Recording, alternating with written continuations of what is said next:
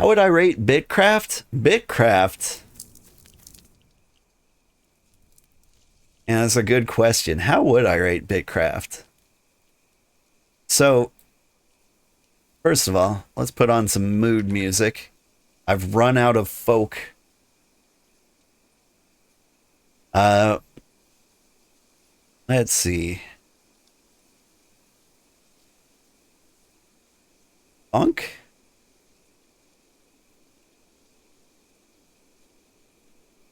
Let's go funk. Let's go laid back.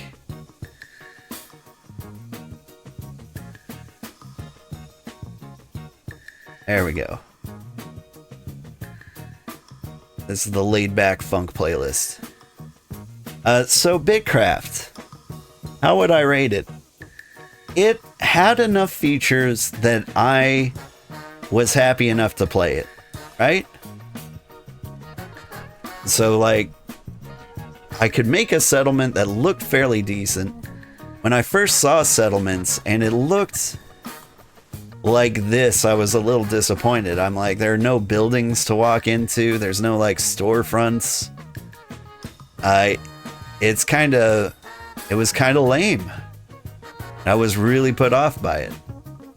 Now over here, things are starting to look a little nicer. They added houses. They're adding stuff to it that makes it look better, more visually appealing. I love the new tents. Like some of these things I wish were out there in early access. There's a lot of potential here. And so I want to say, like, it sucks that this game was early access. But like, I don't know how they could have done it otherwise. Like, they relied so heavily on investor money. And there was no way that was going to last. They can't just keep going to the investors and asking for more money without like some kind of product to show.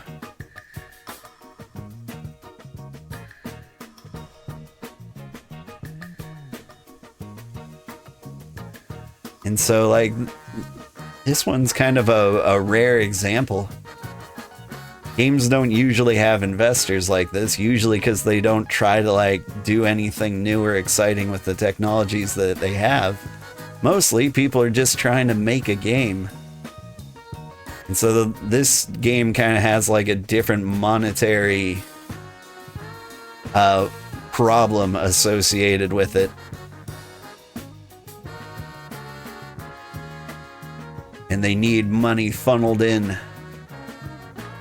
by crazy eccentric. Oh my god! He's a liar and a sugar coater. Just wait until break of dawn. Good sir, you just donated 1,099 Qatari reals to me. That is an insane amount of money. Had a great time watching your stream. Can't wait to see more of the stream. Going to work now. See you later. You have a great day at work. I hope the other angels up at your office look at you as the archiest of angels in your wonderful place in heaven. You are a wonderful scholar and a saint.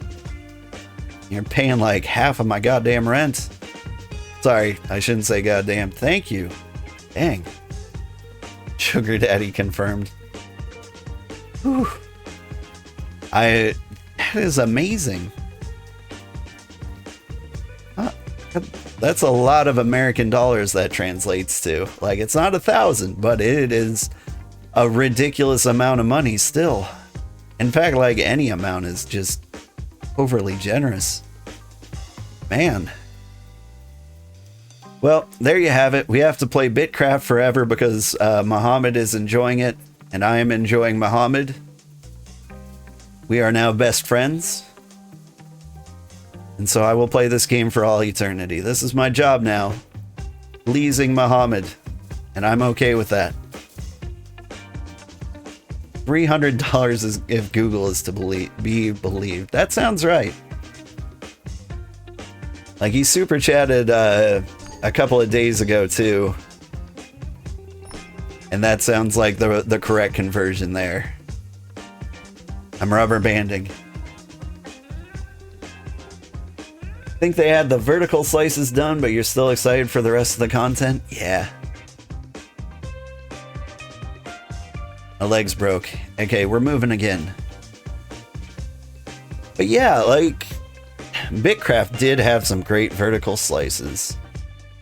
Like, it has enough that I am having fun. Man, you made a wall of dudes here. I'm gonna touch your waystone just so I have it.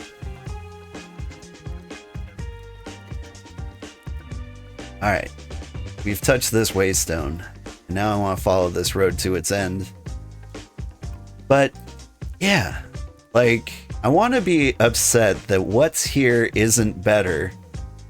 But they made enough to, like, let me have a good time. And I don't think they could have done a lot differently.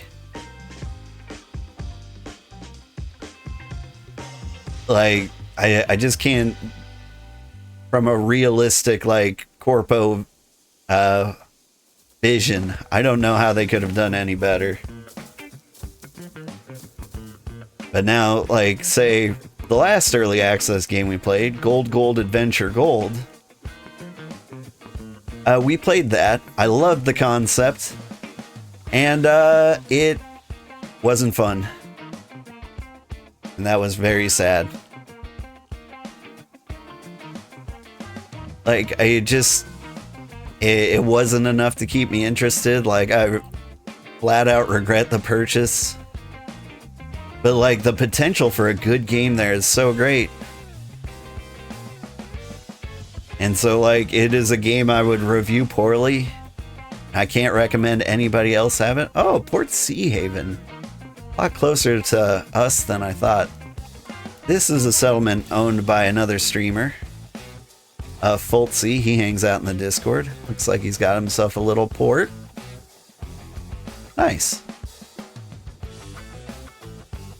Alright. I was so impressed when, like, Sergeant Wiki said he completed the road here. But I didn't realize how close they were to Twin Groves. Or Tommaso Cassius. I think I pronounced it correctly. Excited for PvE not being bugged beyond compare. I'm not excited for PvP at all. You know, like, go to click on somebody and then accidentally click to, like, climb up a giant wall. And then they'll just, like, hit me with a claymore from the ground until I'm dead because I can't abandon a climb halfway. I don't know, I'm excited for, like, PvE dungeons. Feel like that would be a great use of my crossbow. Hey, there's some hunting. Speaking of which, let's eat this sandwich. And we might have to deal with that bear. You coming?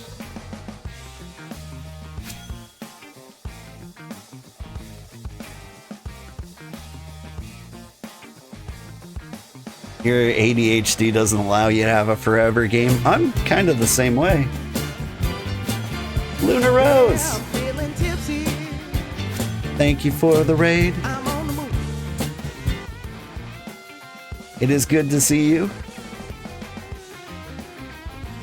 Like, it's very rare for me to spend like 70 hours in a game and not be done with it.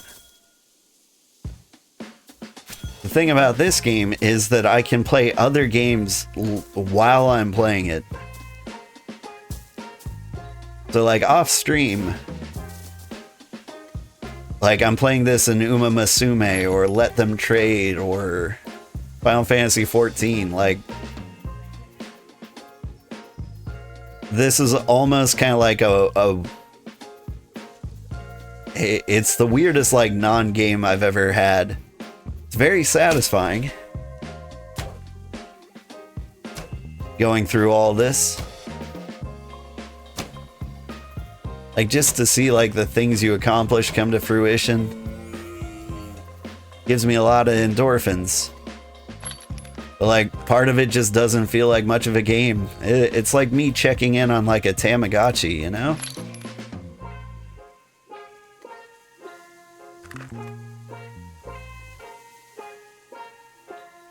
This is Luna Rose Dragon Raid. Good morning, afternoon, evening, wherever you are, maybe. Hope you have a wonderful stream and a very chaotic day. What chaos am I up to? Is it anything that I would like help with?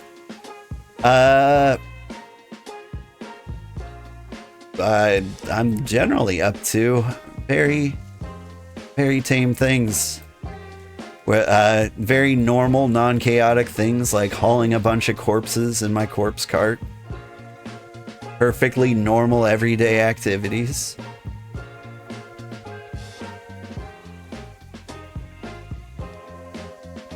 You like how calm and relaxing it is, this game? Yeah. And Uma Musume mentioned, yeah, I've been having a lot of fun with Uma Musume. I don't stream gacha games because I'm worried that, you know, somebody who makes poor financial decisions like our buddy Muhammad who donated to us would accidentally spend like $10,000 on a game that will allow you to spend $10,000. And so, like, I feel like I've got a responsibility to my community to not get them hooked on something that will eat all their money. But if you were going to get hooked on something that eats all your money, Uma Musume is like the best out there right now. Way better than Infinity Nikia, let me tell you. Those games are so scary to you. You worked in casino and you know how bad people can be with their money. It baffles me sometimes. And what's more baffling is how much people believe like it's not them. They're like, man, all these people next to me sure have a problem. Not me though. Anyway, have all my money. I haven't spent a dime on Uma Musume, and I'm having a great time. And the second I feel like I have to spend a dime, it's the second I stop playing.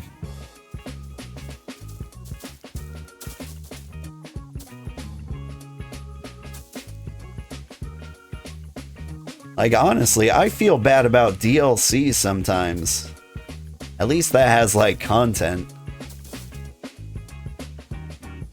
Remember when, like, Brood War came out for, like, StarCraft 1,000 years ago? I'm like, I already bought the game once. You want to make me buy it again? How dare you?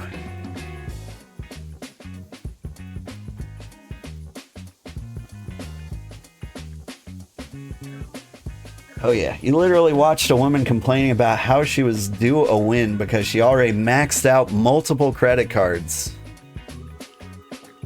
Oh yeah, she better win. She's gonna die. Due to her poor decision making.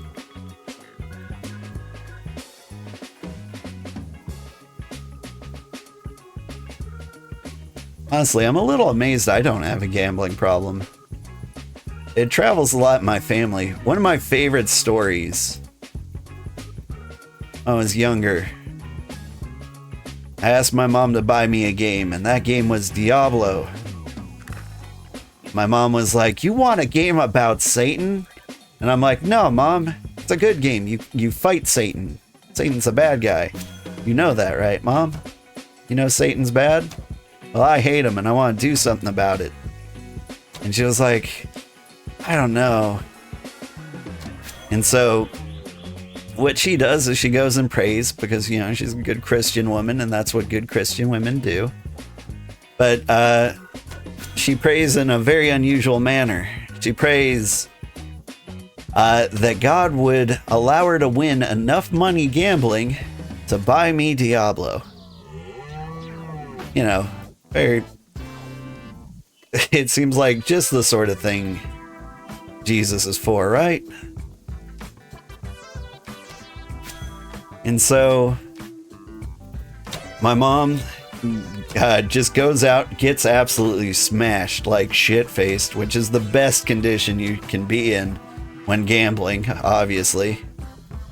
And she won. She won big. And she bought me Diablo. And, you know, that was just... I don't even know where to begin with that. Gave me a lot of complicated feelings as a child.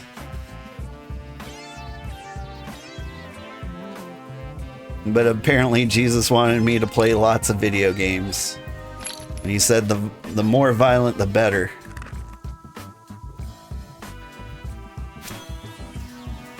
And I haven't stopped playing since. Thanks, Jesus. Good looking out.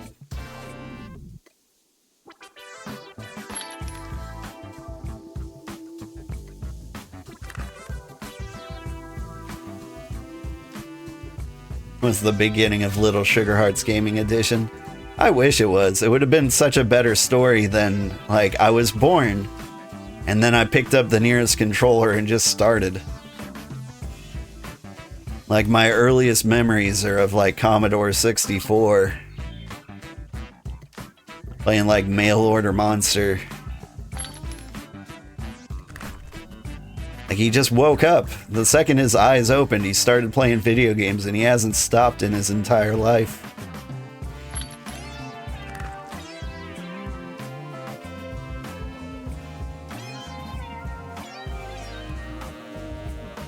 Turned 200 into 5 grand at the casino when you were 21 and haven't been back since. That is the smartest thing I've ever heard.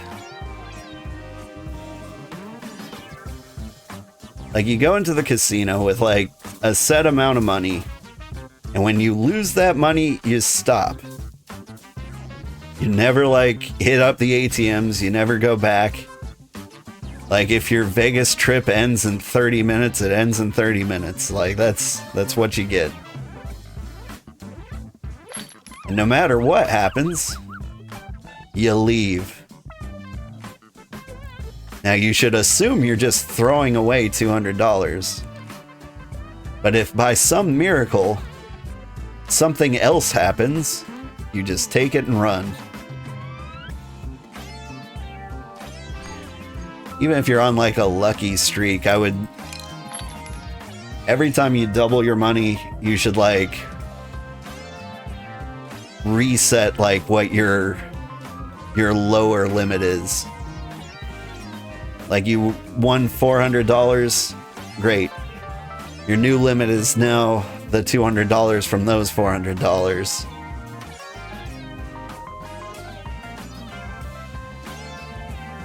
Like, it's just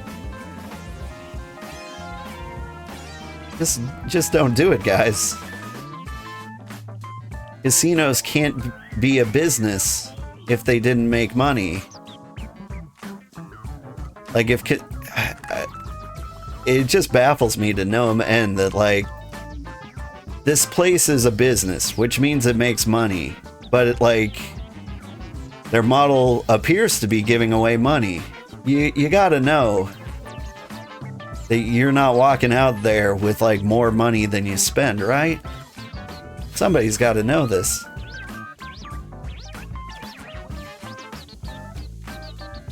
Stupidity task, right? Your husband's listed from casinos because he's a math major. Yeah. Honestly, I'm good at math, but not like good enough to be blacklisted from casinos. I could figure out counting cards, probably. I don't think it would be too hard. Probably still lose. I'd be like, well, I assumed the value of this hand was about 47, and they'll be like, nope. Well, they won't be like, nope. The world will be like, nope, you forgot to carry the 1, idiot. I'll be like, oh, okay. Like, I'm good enough to know the math exists. I'm not good enough to use it properly.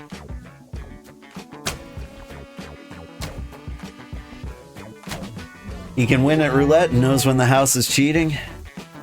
It's a good skill.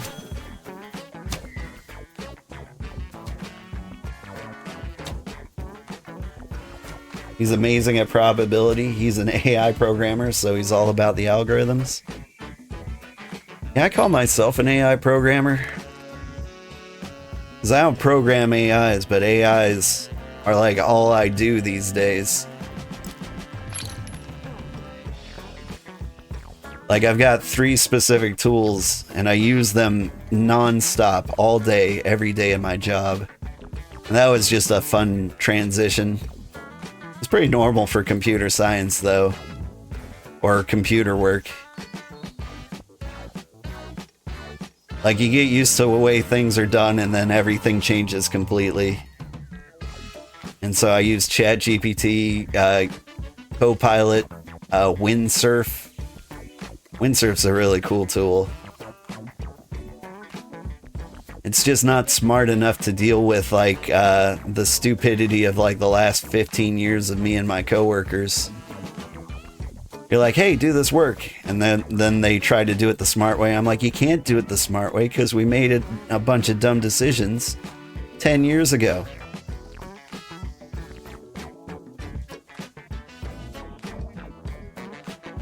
Yeah, all the interviews, you're being told to learn base code and AI tools. Yep.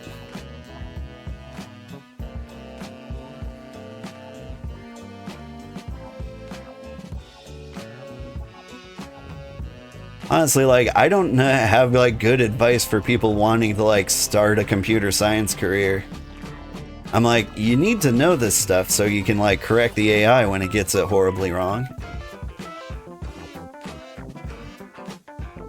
But also, you need to rely heavily on AI, which makes it very hard to know this stuff. And so I'm, like, giving contradictory advice. I'm like, use AI for everything, but also know how AI did everything. Good luck. Like, how am I supposed to do that? And I'm like, I don't know, ask AI. He's trained the NSA on data encryption when he was in the military. Nice. Get certified. I mean, you can make a lot of money without being certified. It's a very cruel joke when I learned, like, half the people I work with didn't even have degrees in my field.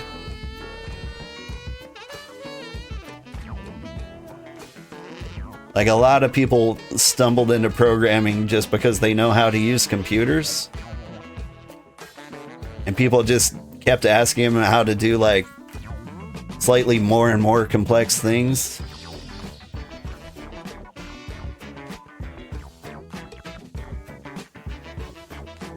Like, their grandma was like, hey, can you set up my printer? And then someone was like, oh, I heard you set up so-and-so's printer. Can you work on our website? We just need some, like, HTML.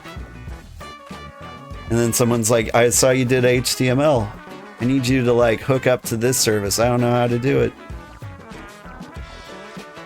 And it just keeps going and going and going until you are a full-time developer. Meanwhile, I'm in college, reading the book top to bottom, learning all these things, except the very practical ones that I would actually use in my job. But I know a lot of the theory about why I do everything I do. It has not been as helpful as you might imagine.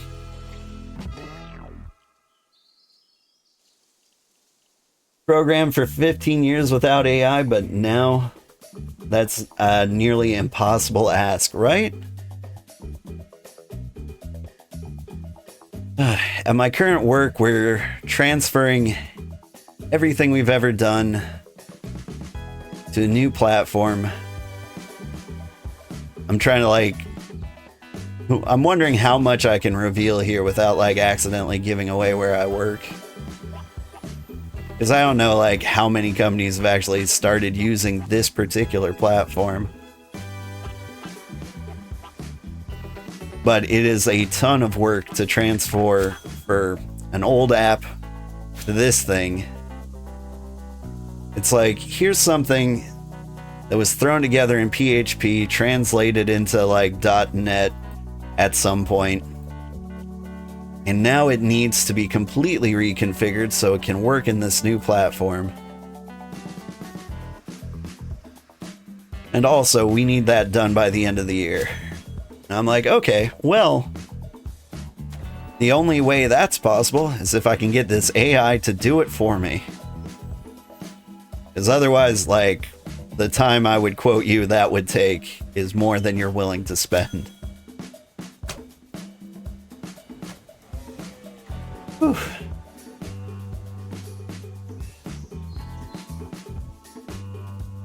And be posting that info in a public place.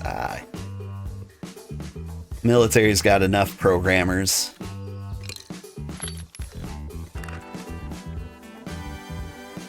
And don't worry, her husband's personal info has already been sold overseas by Facebook. We've got nothing to worry about because we're already in deep mortal jeopardy 24/7. Anyway, how's everyone's weekend?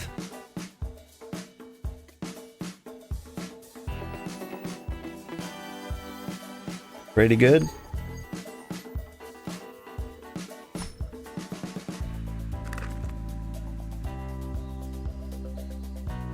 Military doesn't have enough programmers, law. They've even been giving lieutenant colonel ranks to tech bros. Tech bros, yeah, I can see that. Honestly, there's just not enough programmers in the world. It's one of the reasons, like, it's still a job that gives a decent wage.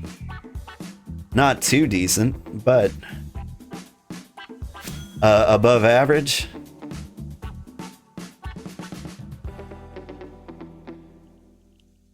AI's like the future of tech work is just going to be so interesting.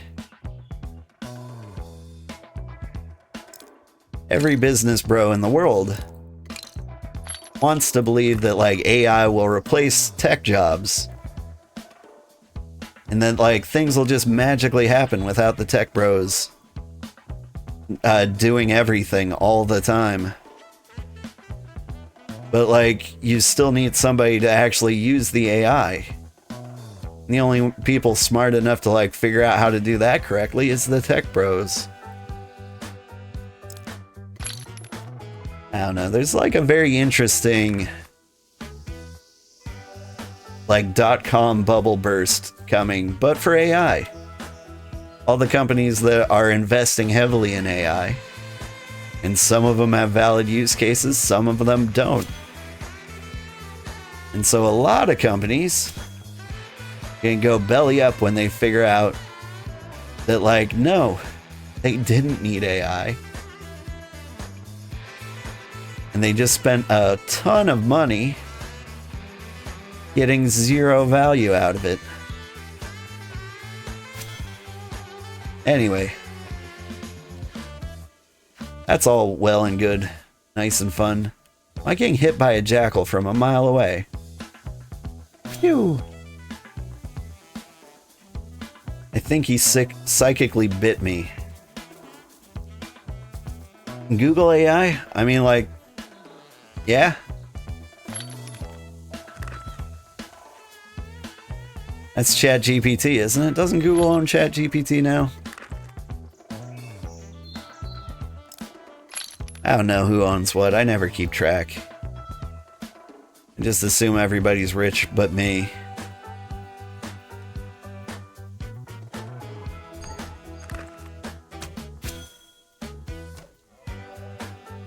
Google is Gemini. ChatGPT is OpenAI. Nice. Google owns so much. Yeah. You know, Google is one of my employers. Google owns the ad revenue, or yeah, they own the advertising service, which, well, they own YouTube. And so all that money that Muhammad generously gave us, Google took a little snippet out of that. And I think Muhammad uses an iPhone, so Apple's going to grab a little snippet too. Apple's so greedy. Ravi, thank you so much for the raid. I hope you're having a great day. welcome very much. I'm so excited to have you here. I hope you're having a good day. I believe you're playing BitCraft too. How was your day going? How's your settlement?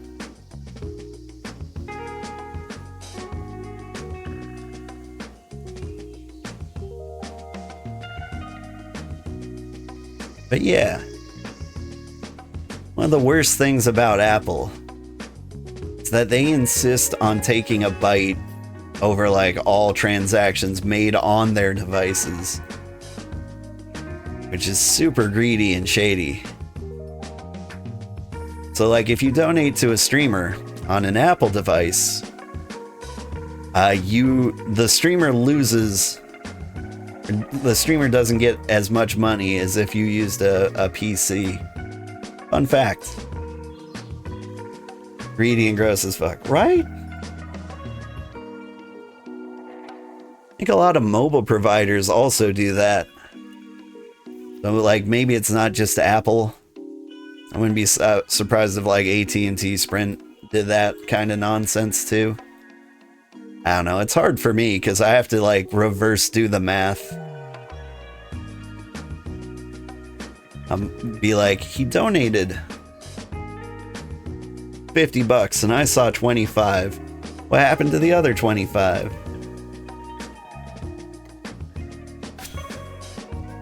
Oop. Is that a thing for DoorDash and whatnot as well? Yeah, probably.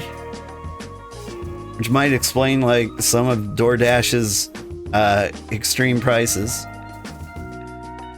DoorDash might even straight up charge more if you use an Apple device because of this policy.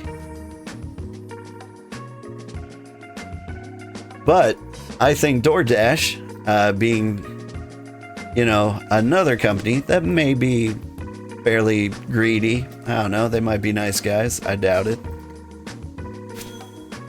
I imagine they just charge everybody the same exorbitant prices and just take home less when you use Apple. And they'll be like, it's in the spirit of fairness. Man, I hate DoorDash. I've started taking my family out to eat more just because it's so much cheaper now. It's weird that eating out is cheaper than like ordering in.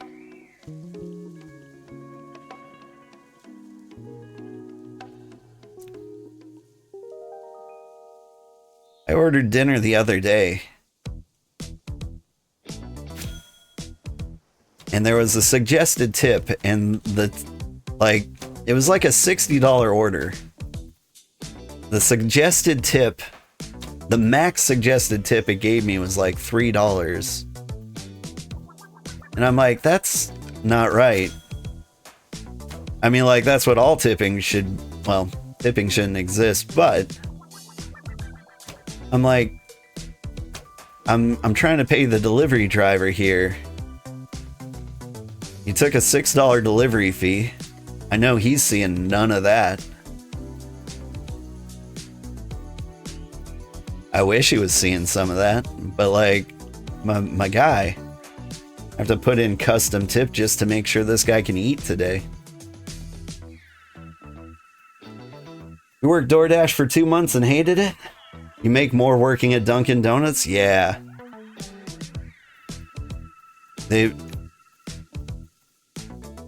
It's such a good concept. If only it worked in any way.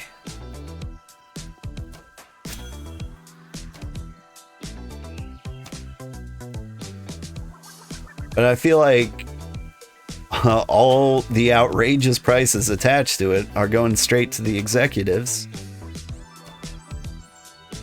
And even then, I hear the businesses are losing tons of money. And so, like, why am I paying so much for everybody to have a miserable time?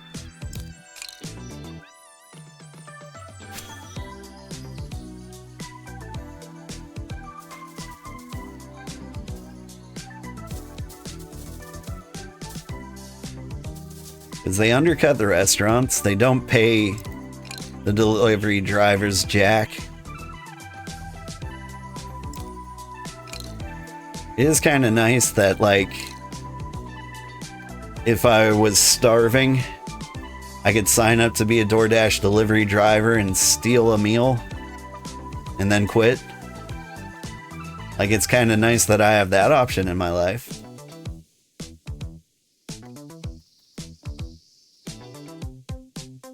Alright, did we get all of them? We did.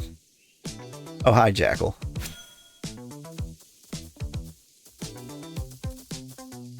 Oh, such a good concept. Well, the good concept is that, like, I can look up all the restaurants in town in a single spot, and all of the delivery is networked, so that, like, they could feasibly hook me up with whatever I'm in the mood for at any given point. Like, I just want a phone book I can order food from. But, like, if I don't want to be robbed blind, I have to, I use that to find the restaurant I want to eat at. Then I have to find the website of the restaurant I want to eat at, so I can order from them directly. Meanwhile, they've fired all their delivery drivers, and so they're redirecting me back through DoorDash. And my life is just a little bit worse, because I'm still paying that exorbitant delivery fee and all of the DoorDash's overheads. Which is why I've started eating in restaurants more.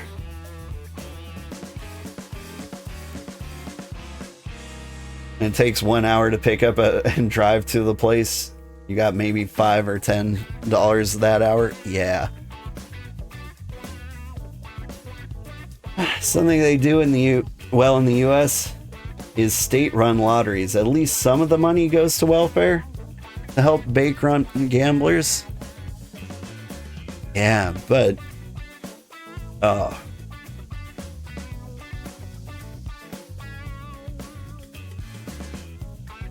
I don't want to get into it. I feel like I'm already, like, going on, like, dangerous old man rant route.